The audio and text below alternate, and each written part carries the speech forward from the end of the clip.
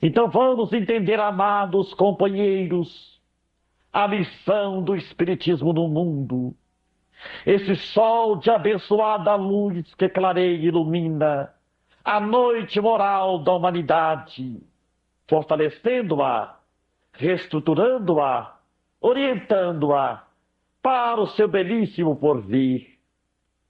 E sejamos nós, os cristãos do século XX, que não vamos enfrentar as feras bravias da Numídia, as fogueiras de Roma, os cárceres, os cavaletes de tortura, mas teremos que vencer contra nós o excesso de conforto, o excesso de comodidades. Temos de vencer o desânimo, temos de vencer o medo de ser bom, o medo de ser fiel à verdade, o medo de dar o nosso testemunho, o medo de sofrer por Jesus. Então o momento não comporta divagações filosóficas. O momento é de definição. O momento é de muita coragem, de muito estoicismo. Permaneçamos, pois, como instrumentos imperfeitos que somos, porém de boa vontade de servir, sob o comando do Divino Amigo. E Ele saberá como nos utilizar. Ele saberá o que fazer de nós para o concurso de trabalho de um mundo melhor que está surgindo dos escombros do mundo velho. É uma nova era que se aproxima do planeta. E olhemos esse porvir pela janela do presente e suportemos a sobrecarga das aflições. Porque ainda que tudo sofrêssemos, ainda que tudo padecêssemos, ainda que fôssemos escarnecidos em praça pública, levados à barra de tribunais venais, a fim de ouvirmos o libelo de uma sentença incoerente e improcedente. Isto nada representaria para nós do que tantas alegrias de estar com Ele nos momentos da grande transformação. Mas cuidado para não dormirmos novamente, para que não cairmos no sono, na letargia moral, na invigilância, porque a humanidade nas horas solenes da vida, ela é sonolenta no que tange a sua realidade moral. Na hora do horto, Jesus orava e os discípulos dormiam. Ele estava a caminho do grande testemunho. Que neste momento, quando olhamos o panorama da história, milhares de missionários que por aqui passaram, dando tudo de si em favor do progresso da humanidade nas áreas da ciência, das artes, da filosofia e da religião. Quando nós estudamos que Allan Kardec desencarnou, vitimado de um aneurisma por excesso de serviço. Quando nós olhamos a figura de Chico Xavier, fisicamente esgotado, sem quase nenhuma reserva orgânica, em nome do trabalho, nós perguntamos a nós mesmos, o que estamos fazendo do Espiritismo? Qual o testemunho que temos dado da mediunidade? Da nossa definição espírita? Então não nos é lícito reclamar, protestar, bradar aos céus irados, achando que Deus tenha faltado talvez com a complacência para um capricho das nossas ilusões. Vamos considerar o momento oportuno da reencarnação, porque o melhor momento de nossas vidas não foram os momentos do passado, nem serão os do futuro. É o momento do agora. É o momento do momento que passa. É o hoje. Porque o hoje vai definir o amanhã, tanto quanto o agora definiu antes. Hoje somos o que fomos, Não importa o que fomos. Mas agora, o já, esse momento, ele é importante porque ele vai definir o futuro, o amanhã, o após, que há de vir. Então nós estamos hoje na reencarnação com a abençoada oportunidade de melhor realizar em favor da nossa felicidade, contribuindo com a felicidade dos outros. Não fomos engajados no serviço para reclamar do peso do tijolo e nem do pó. Estamos cooperando como serventuários do engenheiro divino que está construindo o edifício moral da humanidade e pede o nosso tijolo de boa vontade, o nosso sorriso, o nosso suor, a nossa bátega de suor, as nossas mãos sofridas e calejadas, para que ele possa argamassar esse edifício nobre do futuro. Então, para nós, a tempestade se transmuda em melodia. A noite está grávida de luz e a dor é cântico sublime. Nesta hora do cálice, nesta hora do testemunho, nós somos chamados a perdoar mais, a compreender mais, a suportar mais, a sorrir mais, a nos desprendermos mais dos excessos de conforto que às vezes nós a eles nos entregamos. Quem é que não tem o espinho a ferir e a epiderme da alma? Quais são os olhos que ainda não chorou? Qual é o corpo que ainda não foi visitado pelas anomalias de uma enfermidade ligeira ou pertinaz?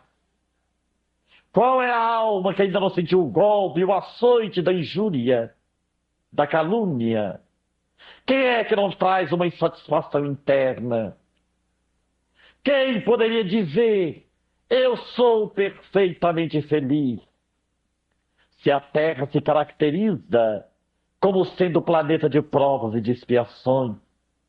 Subentende que quem não está na expiação está na provação. E todo aquele ser que deve ser provado, porque não é um ser perfeito, porque o ser perfeito não precisa passar por testes. E nós somos os espíritos em testes da evolução. O marido difícil, o filho problema, o parente antipático, a doença que desafia a medicina, a solidão, o obscurantismo social. Quem de nós não carrega um pequeno fardo de angústia? Quem de nós já não perguntou, nas noites longas da insônia, por um processo de sofrimento moral: meu Deus, atendei a minha prece, levai-me desse mundo? Quem de nós ainda não faceou momentos dificílimos? Quem não os faceará no amanhã? Quem sabe? Mas somos nós, amados companheiros, os portadores da fé espírita. Esta fé eminentemente racional, que nos esclarece que o bem pede sacrifício. O mal começa na indiferença do homem. Às vezes alguém diz, eu não faço o bem, mas também nunca fiz o mal. Fez o grande mal de nunca ter feito o bem. Porque no campo do espírito não há neutralidade. Ou somos positivos, ou somos negativos. Mas há quem espere por Deus, a fim de que Deus faça tudo por nós. Nos dê a semente, nos dê o adubo, nos dê a chuva, nos dê a germinação e, se possível, possa colher também para nós. Deus não aplaude a ociosidade humana. O Espírito tem de trabalhar, ele tem de cooperar, ele tem de fazer da sua parte. Por isto, todos nós somos desafiados a servir. Certa vez, estava marcada para nós uma palestra na cidade de Iturama, Quando no dia seguinte amanhecermos indispostos, febril, a pressão alterada, e o médico nos aconselhou não sair, a situação era grave. E nós pedimos a um amigo que fosse nos substituir nesta palestra.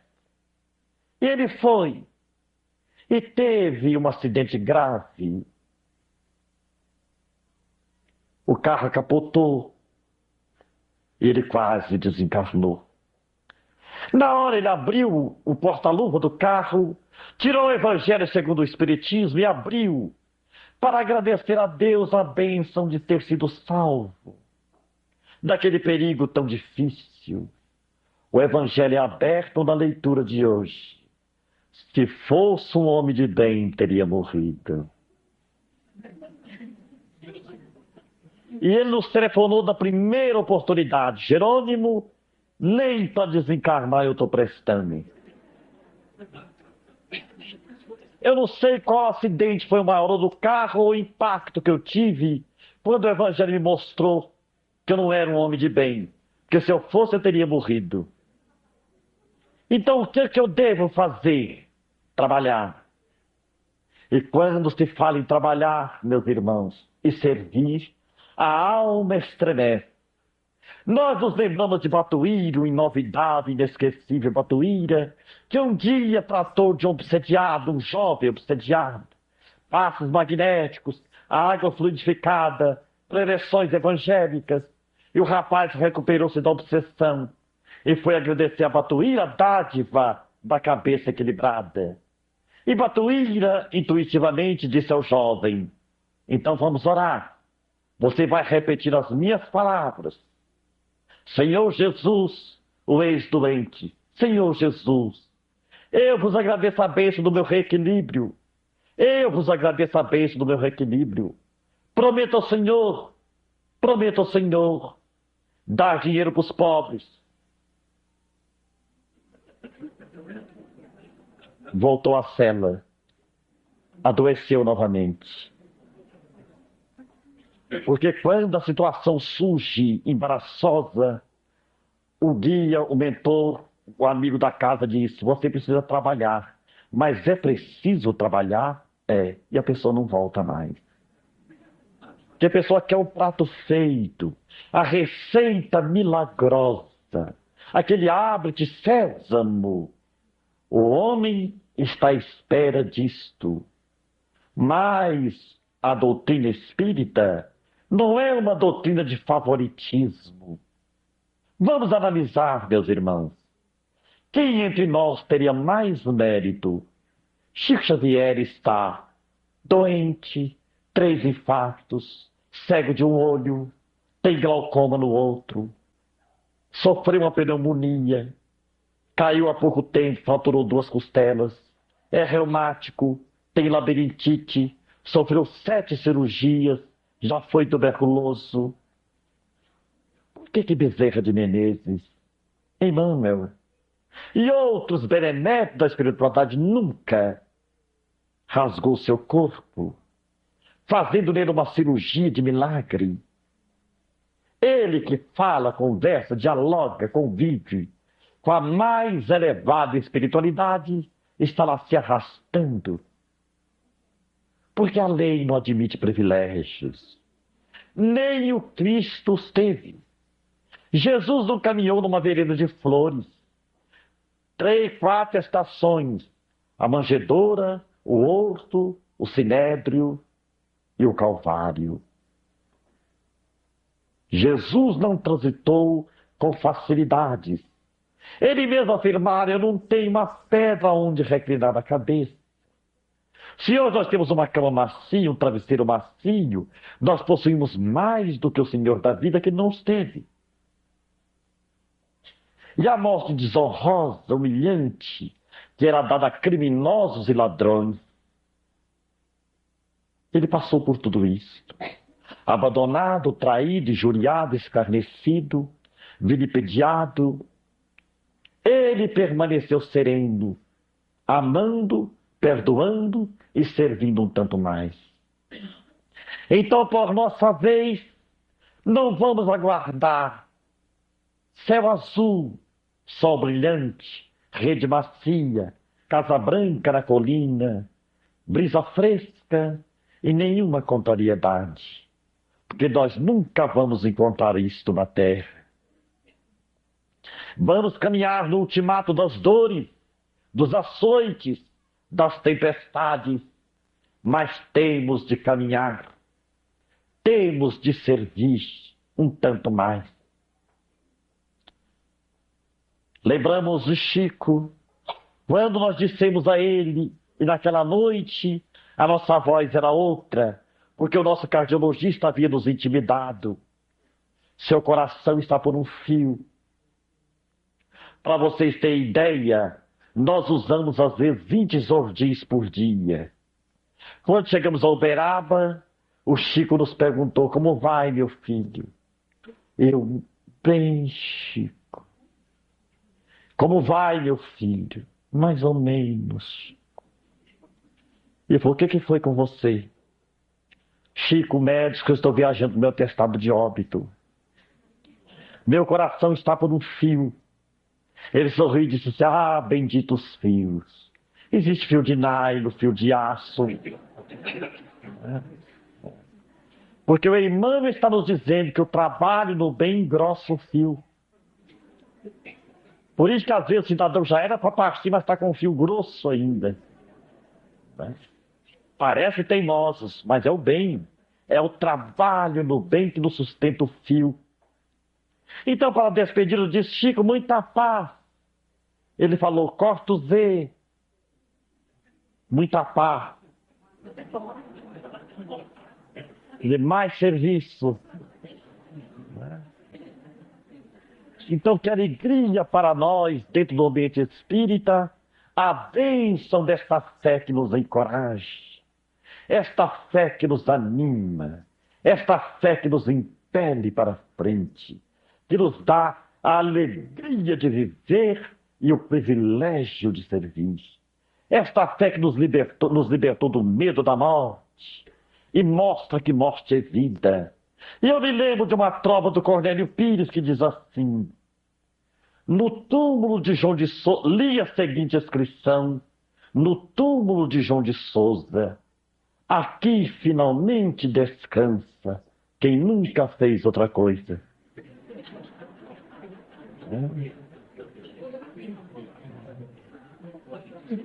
Então, queridos, vamos trabalhar.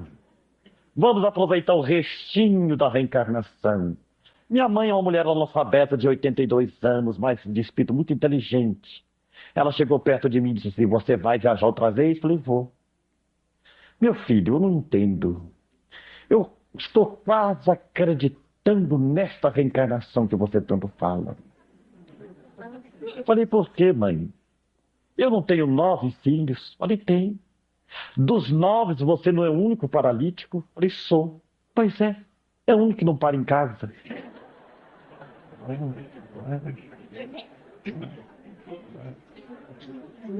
Falei: mãe, mas eu não posso ser paralítico da alma.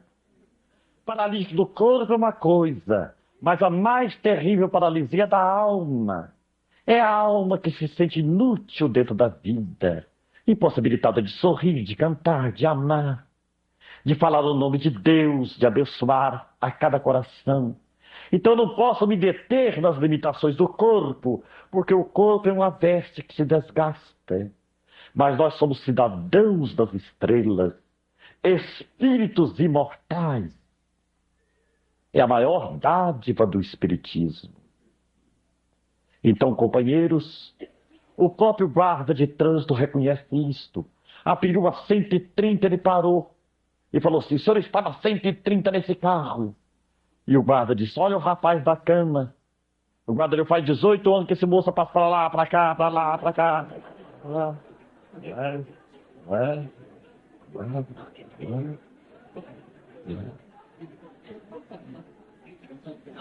Então nós viemos felizes a Maringá para trazer esse abraço espírita, esta fraternidade espírita, esta mensagem espírita de mais trabalho, de mais amor, de mais alegria no viver.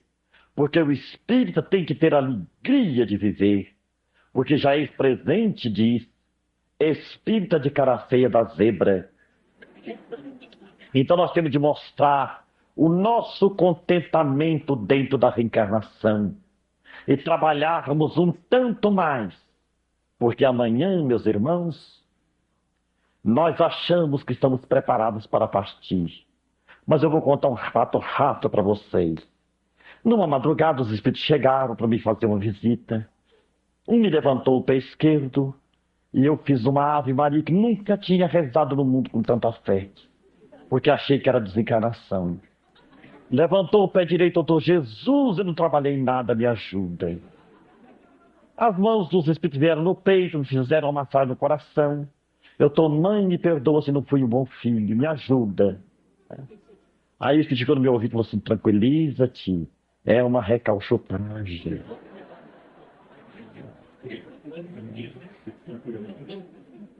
Então, gente, a gente tem que trabalhar muito. Porque esses 60 anos de Chico foi 6 minutos, como nós estamos? Então vamos trabalhar. Porque, como afirmou o médio de Pedro Leopoldo, meu filho, quem não trabalha, dá trabalho.